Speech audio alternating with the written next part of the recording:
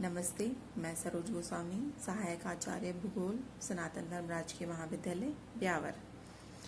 आज का हमारा टॉपिक है अवसादी शैलें या फिर परतदार चट्टानें, जिनको कि सेडिमेंट्री रॉक्स के नाम से भी जाना जाता है। अवसादी चट्टानों का निर्माण अवसादों के एकत्रीकरण के फलस्वरूप होता है। यह शब्द सेडिमेंट्री लैटिन भाषा के सेडिमेंटम शब्द से लिया गया है, जिसका तात्पर्य होता है नीचे बैठना। वास्तव में चट्टान चूर्ण के एकत्र होकर नीचे जमा होते जाने से अवसादी शैलों का निर्माण होता है। अवसादी शैलों को परतदार इसलिए कहा जाता है, इसमें अवसाद की विभिन्न परतें पाई जाती हैं।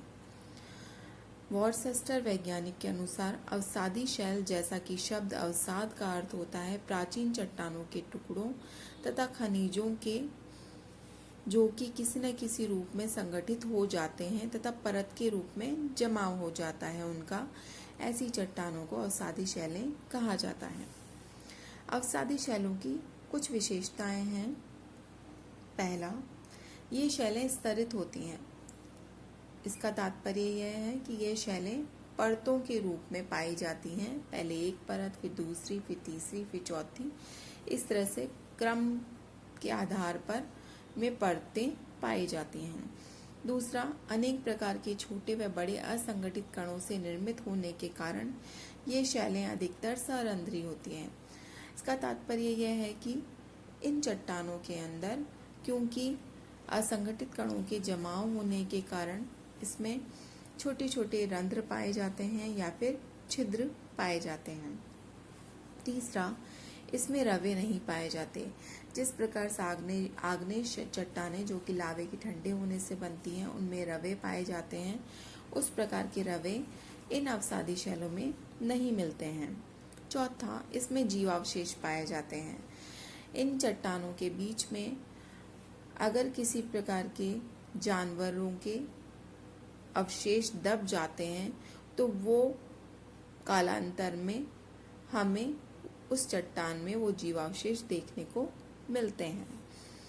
पांचवा, कोमल होने के कारण इन शैलों का अपक्षय व अपर्दन आसानी से हो जाता है, सरलता पूर्वक हो जाता है।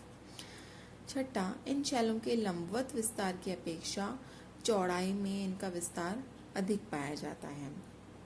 सातवां, इन शैलों की संरचना में बहुत भिन्नता पाई जाती है। इनका निर्माण मुख्यतः अपर्दन के साधनों जैसे जल, हिम या पवन द्वारा होता है। आठवां, अवसादी शैलें क्षैतिज परतों के रूप में कम पाई जाती हैं। क्योंकि ये बहुत ही ज़्यादा कोमल होती हैं, जिस कारण पृथ्वी की आंतरिक बलों के कारण इन चट्टानों में तनाव और संपीड़न के फलस्वरूप इन चट्टानों का रूप परिवर्तित हो जाता है। परतदार चट्टानें, ये पानी और पवन के कार्य से बनी चट्टानें और परतों या तहों के रूप में मिलती हैं। इसमें प्रमुखतः से मिट्टी, खड़िया, बालू पत्थर, चूने का पत्थर आदि इसके उदाहरण हैं।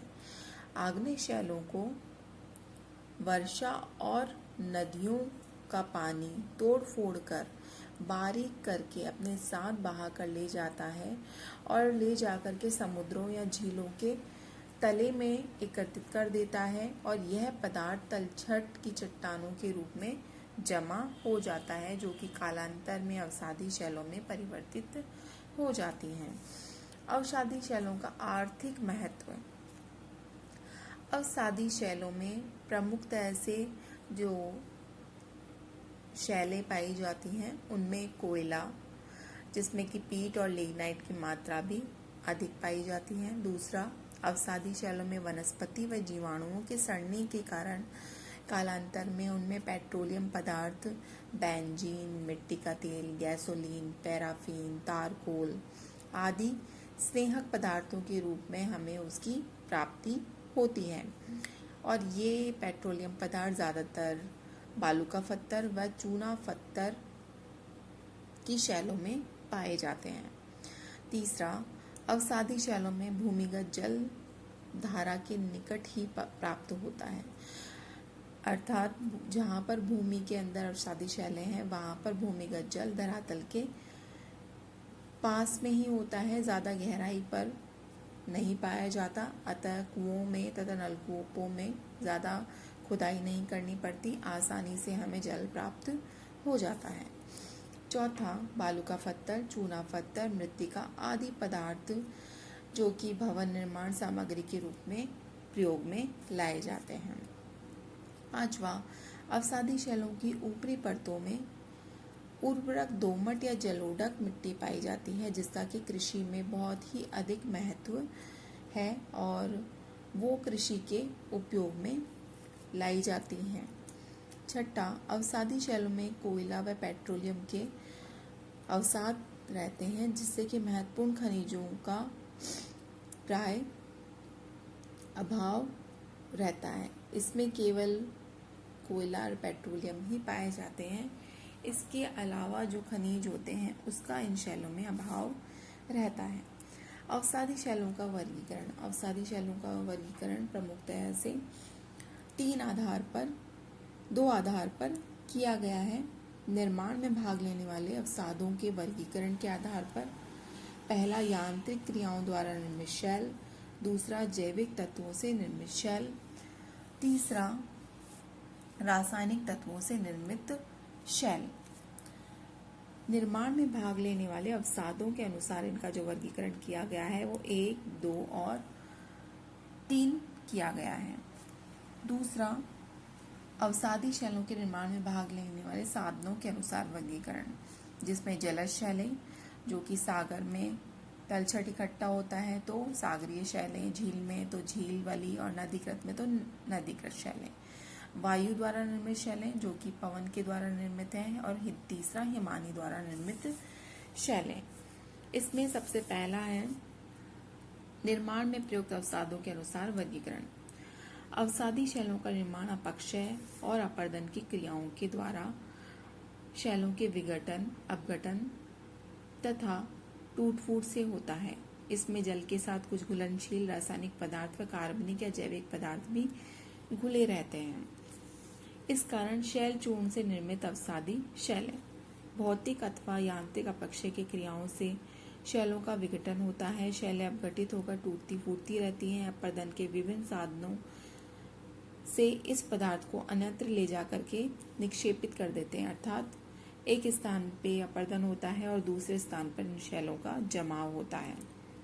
सागर, झील, नदी आदि में परतों के रूप में ये पदार्थ एकत्रित होते रहते हैं और इसके द्वारा विभिन्न प्रकार के शैलों का निर्माण होता है, जैसे बालू का पत्थर, कांगलोरमैट, सिल्ट, चिका मिट्टी, लोएस आदि शैलें इससे उत्पन्न होती हैं। पहला, बालू का पत्थर। जब रेत के कणों का एकत्रीकरण व संगठन संयोजन पदार्थों द्वारा होता है तो बालू का पत्थर चट्टानों का निर्माण होता है। सिलिका की जब प्रधानता होती है तो उसमें बालू का पत्थरों का निर्माण होता है। इनके जो संयोजक पदार्थ हैं वह सिलिका, कैल्शियम, लोहे के ऑक्साइड और चिका। कांगलोरमैट, रेत के साथ कंकड़ भी शामिल होते हैं। चिकने हुए गोल आकार वाले पत्थरों के टुकड़े को कंकड़ कहते हैं या पेबल्स भी कहा जाता है। बजरी या ग्रेवल में क्वार्टजाइट की अधिकता होने पर कांगलोरमैट कहलाता है या कांगलोरमैट शैल कहलाती है। चीका मिट्टी व शैल। चट्टान चूर्ण के बारीक कणों के निक्षेप से चीका शैल का निर्माण होता है। प्राय इस शैल का निर्माण सागर, झील अथवा बाढ़ के समय नदियों के किनारे पर होता है। इस शैल के कणों का आकार 1:32 से 1:256 मिलीमीटर व्यास तक होता है, इसलिए इसको सिल्ट कहते हैं। दूसरा, जैविक तत्वों से निर्मित शैल। जीव जंतु एवं वनस्पतियों के अवशेषों से इन शैलों का निर्माण होता है।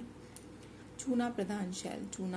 चूनेदार शैलों का निर्माण जलाशय, झील अथवा सागर में उन जीवों के अस्थि पंजर वनस्पतियों के भाग से होता है जिसमें चूने की प्रधानता ज़्यादा होती है। चूने की प्रधानता वाले जो जीव हैं वो ज़्यादातर प्रवाल जीव जो कि मर जाते हैं, उनके अस्थि पंजर होते हैं जो कि कैल्शियम कार्बोनेट के बने होते हैं। सागरीय लहरों द्वारा टूट फूट कर ये टुकड़े, बड़े या छोटे टुकड़े जब एक जगह बैठ जाते हैं, एकत्रित हो जाते हैं, संगठित हो जाते हैं तो उससे चूने के पत्थर का निर्माण होता है। इस प्रकार जो अवसादी शैलें हैं उनका निर्माण होता है और उनका जमाव परतों के रूप में होता है। चट्टानें 3 प्रकार की होती हैं, आग्नेय, अवसादी और कायांतरित। तो अवसादी शैलें जो कि आग्नेय चट्टानों के टूट फूट के कारण, उनमें अपर्दन होने के कारण उनका जब जमाव हो जाता है तब आग्नेय जो अवसादी शैलें हैं उनका निर्माण होता है। धन्यवाद।